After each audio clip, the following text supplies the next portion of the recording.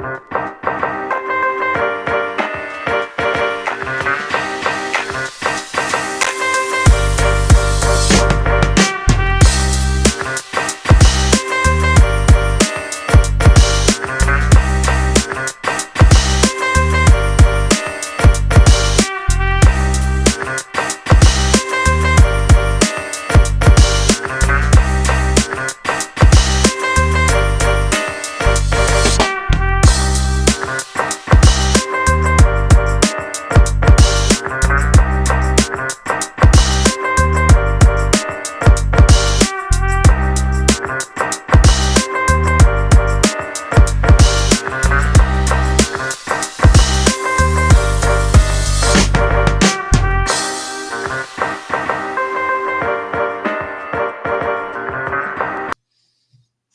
right. I wasn't sure how shocking that was for you. You look like you had this look of surprise. Well, I get caught up in what I'm reading, so I completely forget that I'm sitting here on a show live waiting to go. So it happens. Yeah. All right. Welcome, everybody, to the All About Nothing podcast, kind of daily show. I am Barrett Gruber, host of the All About Nothing podcast with Zach King. You can find me on social media at Barrett Gruber. This is Bill Kimler, host of Black, White, and Blue in the South with Dr. Jamil Brooks. You can follow him at Political Bill SC here on a Wednesday night. Welcome, Bill. How are you? To be honest, man, this night thing's not working out. I'm sitting here yawning. I am beat tired. I checked. Can we do like 3:03 in the afternoon? Because that's when I'm at my peak. If we could do 3:03s. I'm off work and usually not doing anything by then. 2:30 in the afternoon is when I log off. So I don't think that would be absurd. Really? Yeah. Heck what yeah. Are you, a part-timer? No. I just am that efficient. Very good. Hey, I'm doing good. Putting the finishing touches on my next episode of Black, White, and Blue in the South. Today was a dark day in the history of our podcast. We did not release on schedule. Yeah. And we normally release Wednesday mornings, but work and church items and family items just packed. Could not find the free time to edit. And this episode in particular, this required a lot of production. First of all, it's got more sound effects than any episode we've ever done before. Oh. And then a lot of video clips. And I made some errors in preparing. So some of the clips I had were the wrong clips, or they were not edited properly and cut off too soon. And I wanted to show certain things. So I had to figure out, how can I insert new material into this episode without bringing everybody back in for re-recording. Okay. So it required a lot of work, but the output, the final result is amazing. You're going to love this episode. I will say you do an unbelievable amount of editing to get your show, because we've talked about it before, but I leave all of the ums and ahs and whatnot in, because I think that's part of my personality is that I verbalize my thinking. Well, tune in tomorrow morning. We actually introduce a game. We do a game show for the first time ever on our episode. I've thought so you get to play along. I thought about doing something like that on between you and me, like on a Wednesday recording, or a Thursday if we switch back to mornings. But no, we're not switching back to mornings. Okay, no, that's not happening either. We discussed it. The 3:30 afternoon might work. Of like having that one, like ending the week with that one thought on an event from the week that just left you in either extreme joy or disappointment or whatever. And I know there's a lot of disappointment to constantly go around, but just an idea. And I didn't come up with one for this week, but maybe we end the Wednesday evening episode, since we don't talk again until the following Monday. Right. We end with predictions for the upcoming week. Okay. All right. We come up with maybe 2 or 3 predictions each. Okay. And then we review them first thing on our Monday show to see how close we came. I think we could probably, that would probably not be too terrible. And if we're doing it based on all of our experience of everything that's going on, I feel like we're gonna be batting 1,000. No. I wouldn't. I mean, would you have predicted we'd be at war with Venezuela today? No. So there's things that just are not predictable. A country whose military makes up, in comparison, a ratio, it's like 67-1 in comparison to what the United States military brings to a. And Venezuela didn't provoke a fight with us.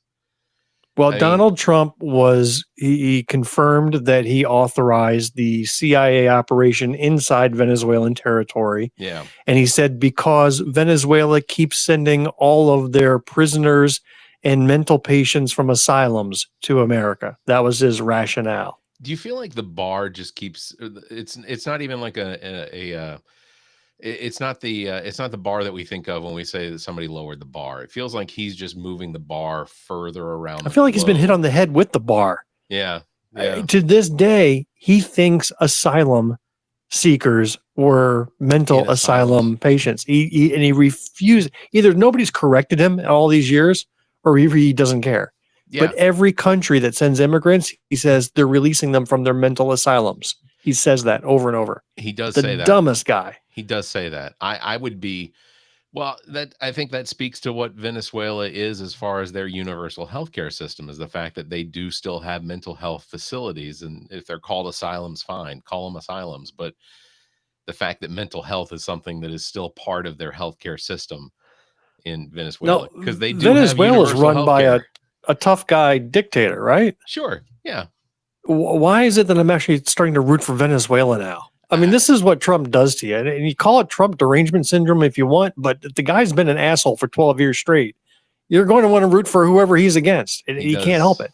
He does tend to turn us against our better judgments normally. That is a fact. Yeah. Real quick, want to remind everybody, SoulHAUS Sessions actually this next Wednesday, following Wednesday after this week, October 22nd. Good. Then we can stop hearing about it. Yeah, but then we'll just move on to the October, November SoulHAUS Sessions. SoulHAUS Sessions coming out with Preach Jacobs October 22nd at the Koger Center of the Arts. Doors open at 5 o'clock. It's going to be a Colacon, an ode to Colacon, with a bunch of the people that showed up for the Colacon years ago. There's going to be artwork on display by Dan Lish. I have not heard from him, so he has not accepted my offer to fly over. I didn't actually put that out anywhere either. Preach is going to be spinning the vinyl, so make sure to get your tickets at Eventbrite. You can check the show notes, or you can follow Preach at Preach Jacobs. Does he literally spin vinyl, or is he pushing buttons? He does a vinyl. He just legit. He's got vinyl. Yeah. Tuesday nights at Lularoos in Colombia. He spins vinyls on Tuesday night too. So he sits there right at the bar. He's got his turntable and he's got his box of records, and he sits there and plays music. It's fantastic. Very good. He has a very eclectic, I guess, sort of. He listens to a lot of different music, and it's interesting to be in that environment and hear just because he's introduced me to artists that I'd never thought I would be interested in, and now they're standard on my playlist. So appreciate Apple Music for putting together Barrett Station for that. I'll share that with everybody. We can put that in the link. But yeah, at war. There's nothing worse than grown men sharing playlists with each other. I'm just saying, right? Like that's just a new low right there. That's stuff that I used to do as a kid. I'm talking like 8th grade, high school. And you got a crush on this girl. You would make a mixtape. Like how many mixtapes did you hand out? I was practically 3. A crack dealer of mixtapes. I was so into so many girls. You want to hear something worse than that? If you just make the right mixtape, you find your bride. That was like the philosophy. Yeah. My buddy Andre and I used to sit down in front of 2 microphones and act like we had a show and would introduce music. And then that's what I would give to, whatever girlfriend at the time. So not only would she have to listen to us between the songs, but she'd have to listen to us talk about the songs or the artists and things like that. And, if I hadn't given those away, I probably would have those somewhere available on YouTube or some sort of archive available for people to listen to. I would probably do that. That's funny. That seems like my nature. You going to be doing any of the No Kings rallies this weekend? No. Okay. No, but we have a local one here in Greenwood the following weekend. Right. So the organizers wanted to be in Columbia for the big one. So they kicked the local one to the following week. I saw that according to the RSVP numbers for nearly all of the 50-10 or 50-51s and the No Kings, signups and everything, the soft number right now is somewhere around 23 million across the country. Yeah, that's a big number, considering the last one. I think they estimate it may have been 10 to 12 million. So that's a lot of people hating America. That's a big number of America haters. Donald Trump is speculating on engaging the Insurrection Act of 1807 because of the event. That is the latest word, is that according to Vice President J.D. Vance, I almost wanted to call him DJ Vance because that's apparently where you see him now, is in front of microphones all the time. I don't think I've ever in my lifetime, I don't think I ever remember a vice president being so out in public. Oh, he's got nothing else to do, right? He has no responsibilities. He's got no sway, Donald Trump's not bringing him in to discuss shit. No. Right? He doesn't care. So he's just get him out in front of the microphone. You heard that late breaking story about the young Republicans and their racist, anti-Semitic, homophobic, just horrible text chats that go back years that were finally exposed. Guess who the one Republican was that's out there defending them? I'm going to guess it's J.D. Vance. That's who we're talking about. Everybody else is distancing or condemning. He's the one that says, oh, it's just kids being kids. Like, no, these are grown-ass adults. Yeah. Well, right? to him, isn't this what Charlie Kirk died for? Was their ability to send text messages that are disgusting? Are you saying Charlie Kirk died for their sins? Maybe. I don't know. Is that what I just heard you say? but realistically, yeah, J.D. Vance. The fact, the bar continues to lower for J.D. Vance more and more and more, because if you remember, it was 10 years ago that he was saying that he was a never Trumper, that this was a guy that could not stand behind Donald Trump and support him. He was a tech bro from Pasadena or wherever in California.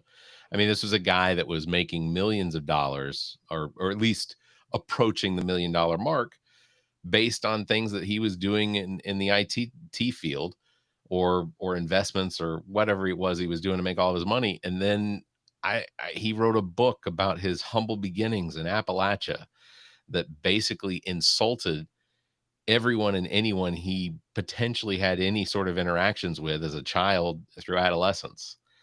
And I get being vice president, it's kind of like a medal or a trophy, but I still think he's just an actor. He is playing to a crowd, and I don't think it's good. But do you think he's not being treated as a beloved actor either? No. So he's preaching to the crowd, and the crowd does not care. No, they're not responding to him. When he was a vice presidential candidate, and him showing up at tens of people. For do you remember the clip we played of him at the donut shop? Yeah, like he was experiencing humanity for the first time. Yeah. What sort of donuts would you get? What how long have you worked here? Right. Okay, good. How about you? How long have you worked here? Okay, good. How about you? How long have you worked here? Yeah. Okay, good. How long has this place been here? The video. Great. How long has this place been open? Okay, good. The video of him doing his daily walk or whatever and interacting with people from the perspective of, there's the cameras on him, and it's not really him. It was somebody portraying him. That was probably one of my favorite videos last year. Walking through the park. Yeah. Walking through the park, trying to interact with, human beings was terrific. What are the chances that J.D. Vance is actually like the American hero we all need, that he's just playing this role being the dumbest, worst possible version of himself he can be, because he knows that within a year or so, Trump's going to kick the bucket. And then he's going to come in and be what he wants to be. And he's like the next FDR, right? Or the next JFK. He can ditch the persona and then be himself as president. What do you think the chances are? In fact, that'll be my prediction for tonight. But that's a long. Trump kicks the bucket by next Monday, and Vance takes over and is the next JFK or FDR. There's my prediction for Monday. Let's see how close we go. I think it really just depends, because could you see, so JD Vance as president obviously has to have the full support of Congress. He has to also have the full support, or at least the 5-4 support or 6-3 support of the Supreme Court. Like, this is a guy that is going to need people behind him in order to be a potentially effective president. But like, I want to see it, but I don't, if Mike Johnson makes a U-turn, like he'd have to make in order to go from a Donald Trump presidency to a JD Vance presidency, like he might break his own neck. Yeah, I think more realistically, JD Vance assumes the presidency and he becomes Congress's little bitch. Yeah. Like the roles get reversed completely. And, the Mike Johnson and the John Thunes are like, come here, you pussy. Come here. We're going to tell you now what you're going to do. Come here. But you're going to bend over, get a spanking, and you're going to like it. Come on. I am now asking anyone watching this, please put together those AI videos of Mike Johnson giving JD Vance spankings. It willed it into existence. No kink shaming whatsoever. I just appreciate the entertainment. Would Mike Johnson have to report that activity to his son? It absolutely does that count? He would, right? Yeah, it depends. Kink buddies. That's what they're checking each other's kinks out to make sure they don't fall from the path. Yeah. Yeah. Whew. This episode's taking a dark turn. Where's Zach King to bring balance to the force? Why is he not here? He's probably sitting out there watching us right now, just going, "Man, I wish I had something to say about this. I got so much to say." But yeah, I genuinely, with the No Kings rallies this weekend, the fact that it's getting as much attention from the Republicans, especially like Mike Johnson out there calling it the hate America, and still spewing all of this misinformation about how Democrats just want to provide health care for immigrants or illegal immigrants, as he puts it, aliens, whatever. I got to tell you, I'm starting to get more disturbed and reactionary and blood pressure through the roof the more ICE videos I see. I agree. I mean, you saw the one that I sent you earlier of one of our favorite Instagrammers. What's his name? Randy something? Robbie something. Yeah. He dresses up in cheap animal costumes, wears an amplifier around his neck with a microphone. He talks 90s, like Macho Man Randy Savage. He's got that growly voice. Yeah. He plays 90s music, and he writes lyrics that are appropriate for the audience. Alexa or somebody, don't talk to me. Sorry. I don't know if you can hear that. Apparently, but I love his videos. They're hilarious. Like he'll go right up to MAGA rallies, and in line he'll just start singing songs and capturing a video. And then today you saw the video where he was tackled by ICE and then dragged off. I don't know where he is at the moment, if he's been released or not. He wasn't just dragged off. He was dragged into a facility behind large metal bars. Yeah. Like this, I don't know if there was an official arrest, but at least based on the clip you sent me, and I went looking for other clips that gave any more information.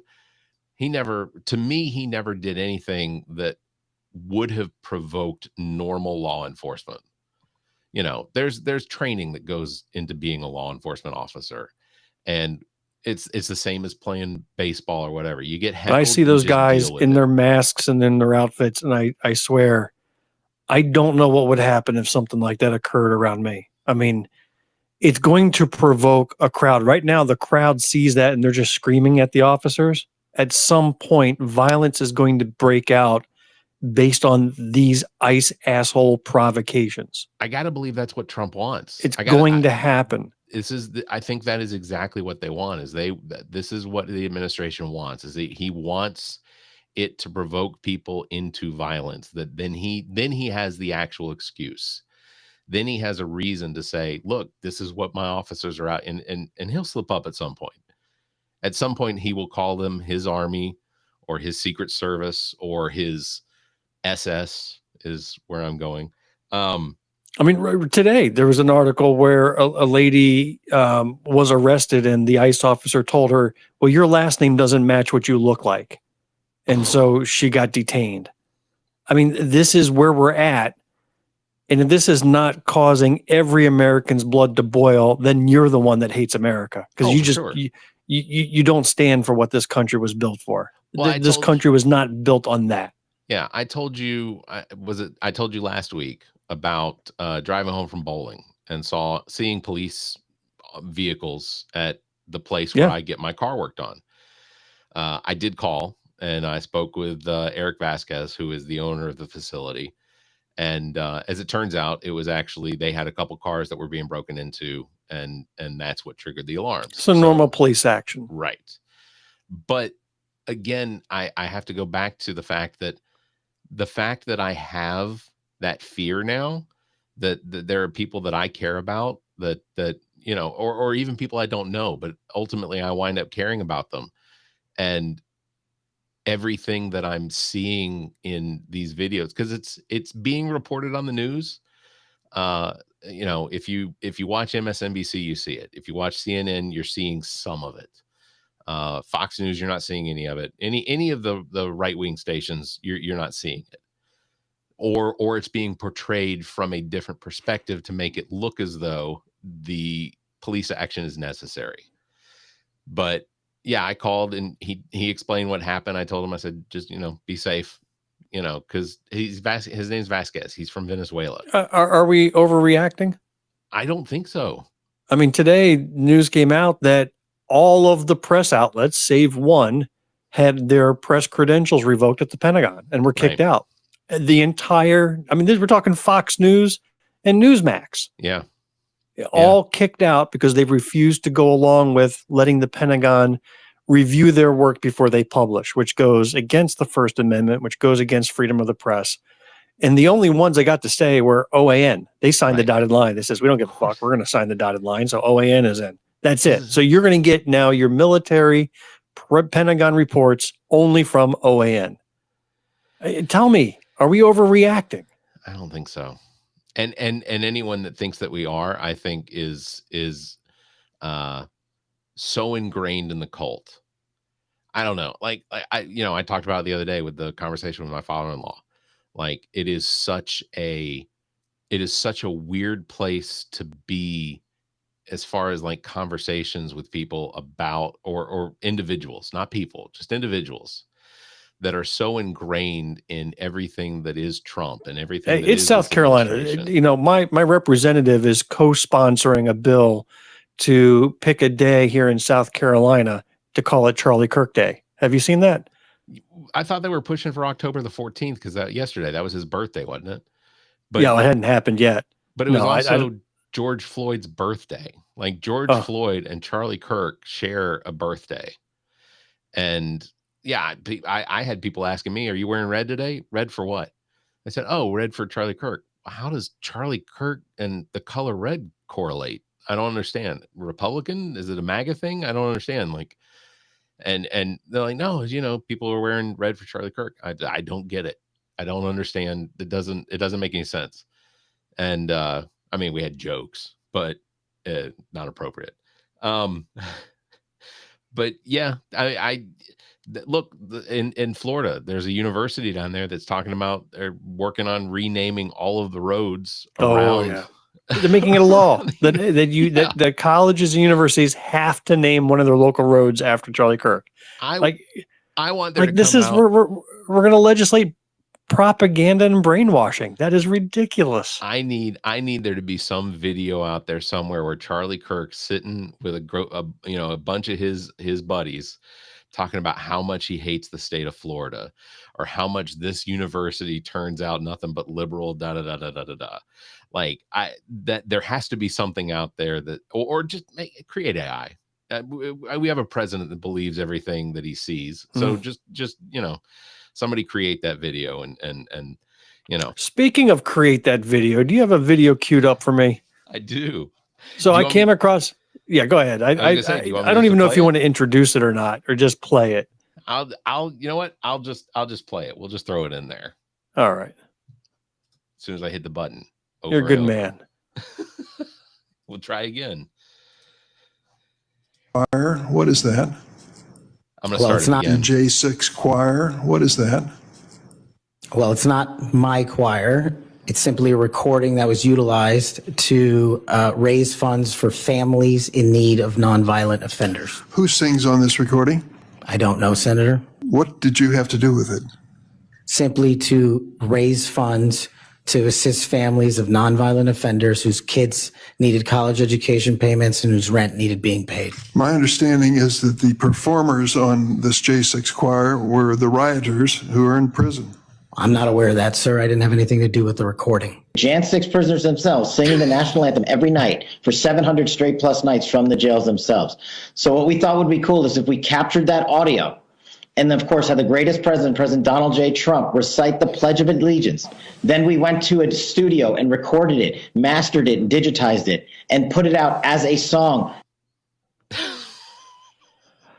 This is the head of this nation's FBI. We went from J. Edgar Hoover to that absolute idiot. It's speechless. I saw that and I went, why are we not running around the world with that video? And how is he allowed to poke his head out the door after that? I also find it intriguing that even with the evidence, even with a video of him clearly stating this was his intentions, he wanted to get this recording, he took it to a studio, got it remastered, got the president to pledge allegiance to the flag.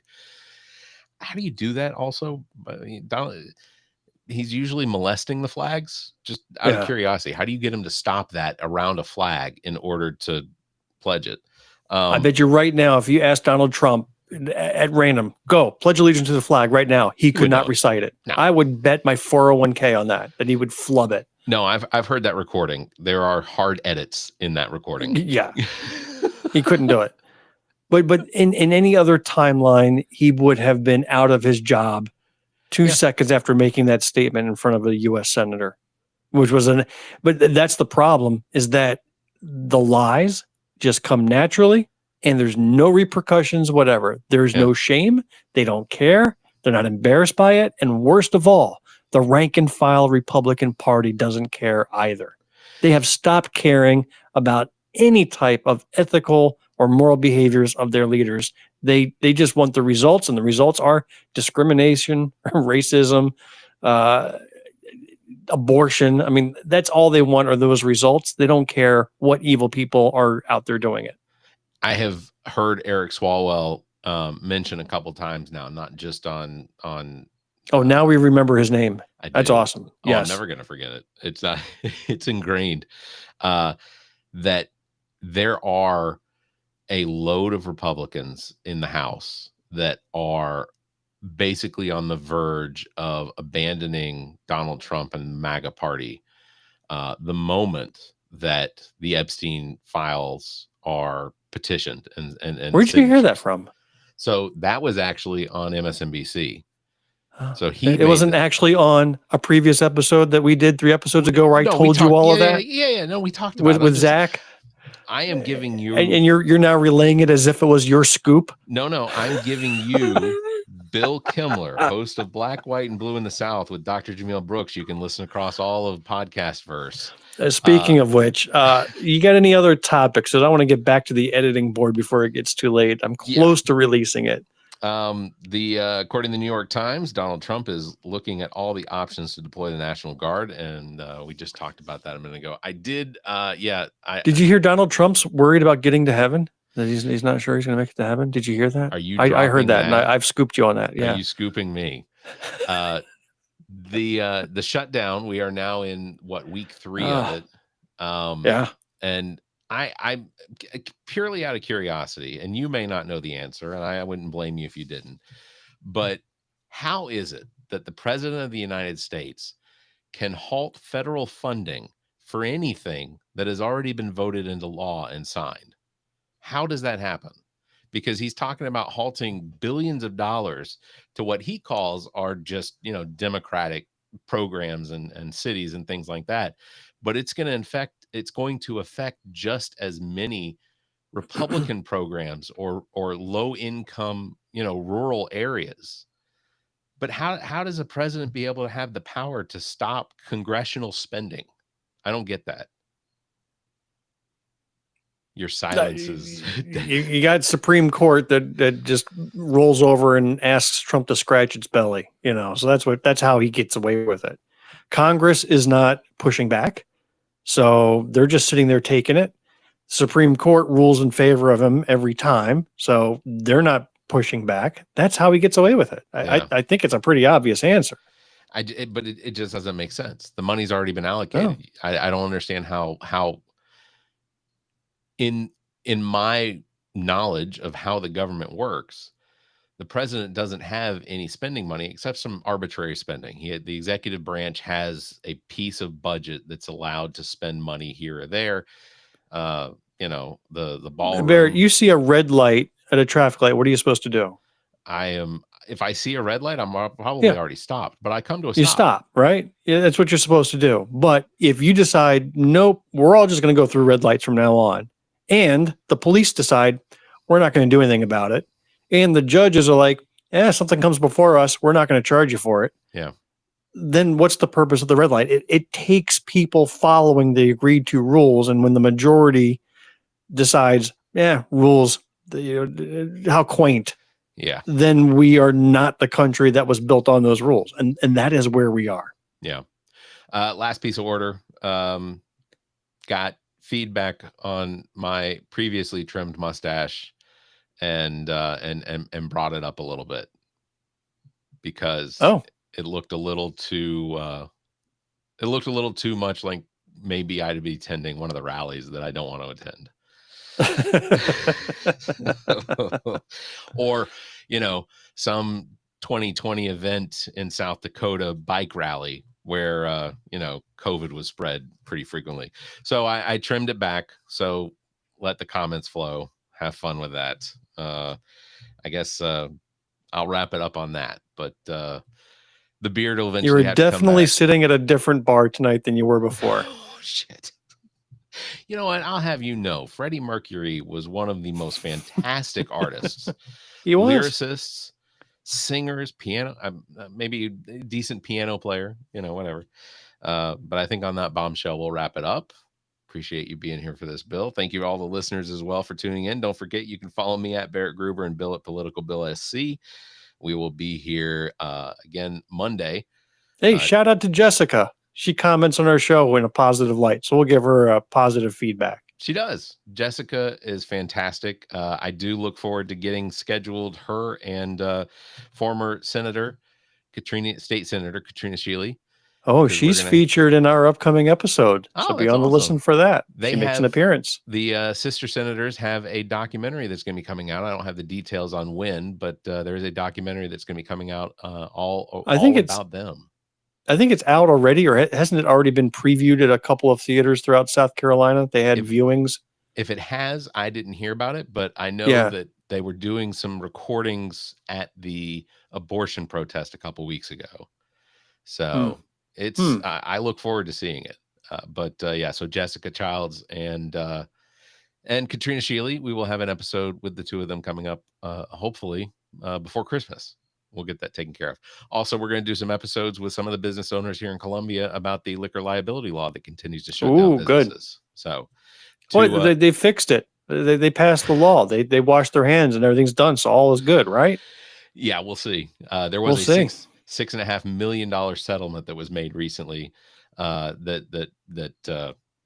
be interesting. I look forward to that one. All that does is just make it more difficult for businesses here in South Carolina to stay open. And nobody wants to go to franchises. Like, we get they can pay for it, but sometimes you want something local. So anyway, you all stay safe, be kind, and keep your hands to yourself.